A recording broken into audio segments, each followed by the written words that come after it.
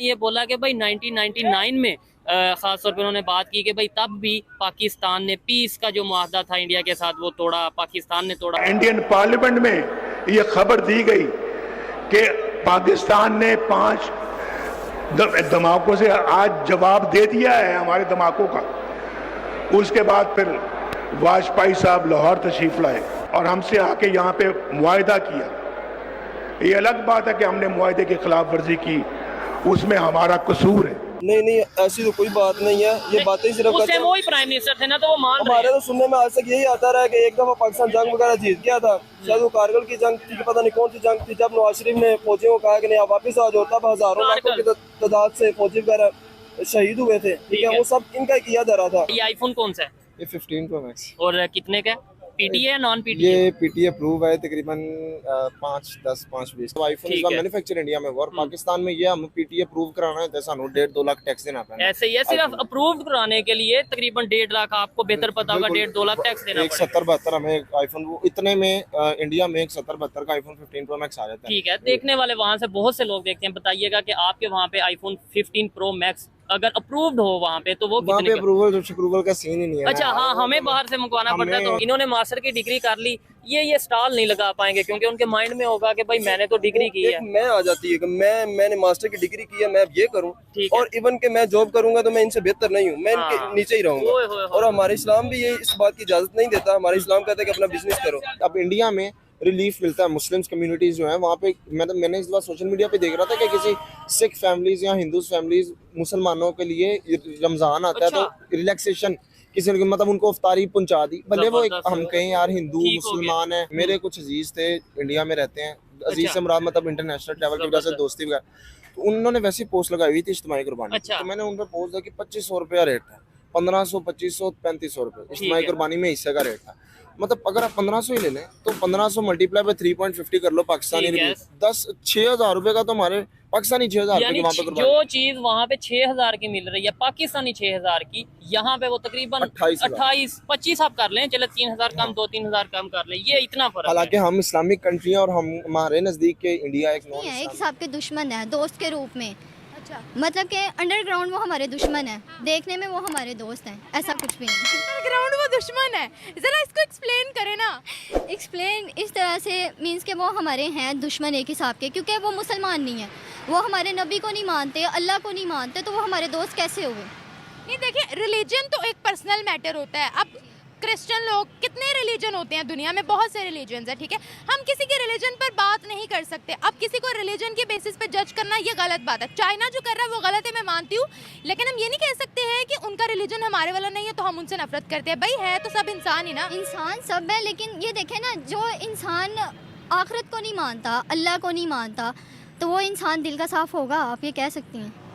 जो करना नहीं चाहिए किसी को, मतलब क्या, मतलब ऐसे हरकत करके क्या साबित करवाना चाहते हैं पाकिस्तान वालों को? मुझे तो ये समझ नहीं, मुसलमानों को तो क्या साबित करवाना चाहते हैं? उन्होंने ऐसे हरकत की है कि वो अपने आप को बड़ा मतलब ऊपर करके बताने कि हमने ऐसा किया, हमने निचवाया। तो उन्होंने कोई अच्छा काम थोड़ी किया जो उन्होंने सड़कों पे निचवाया ऐसे। चाइना वालों ने, शर्म आनी चाहिए, चाइना वालों डूब के मर जाओ। यहाँ पर भी जो मौलवी है, मौलवी को चाहिए कि वो दीन के मुताबिक अपनी ज़िंदगी गुजारे, तो फिर वो जो चाइनी है ना वो खुद मुसलमान हो जाएंगे। अच्छा, तो वहाँ के मुसलमान ऐसा क्या करते हैं जो चाइना तंग है? चाइना ना तंग है, ना चाइना को कोई तंग कर सकता है। चाइना बिल्कुल ठीक है। वो जो मौलवी है ना, आप उनको कहें कि वो ठीक हो जाए। वो मौलवी ऐसा क्या करते हैं? मैं वही तो आपसे पूछना चाह रही हूँ। एक मिनट मैं आपको बताती हूँ, उन्होंने मस्जिदों को तोड़ना स्टार्ट कर दिया, हजारों की तादाद में चाइना ने मस्जिदें तोड़ दी। हाँ, मैं कर्ज करता हूँ कि मसाजिद के तोड़ने से, अगर वो तोड़ रहे हैं ना मसाजिद, एक वक्त आएगा वो खुद ब खुद समझ जाएंगे कि हमें ऐसा नहीं करना चाहिए।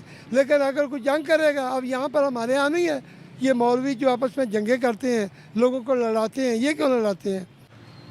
उन्होंने बस ये गरीब मुल्कों को एक अपनी इनकम का जरिए समझा हुआ है।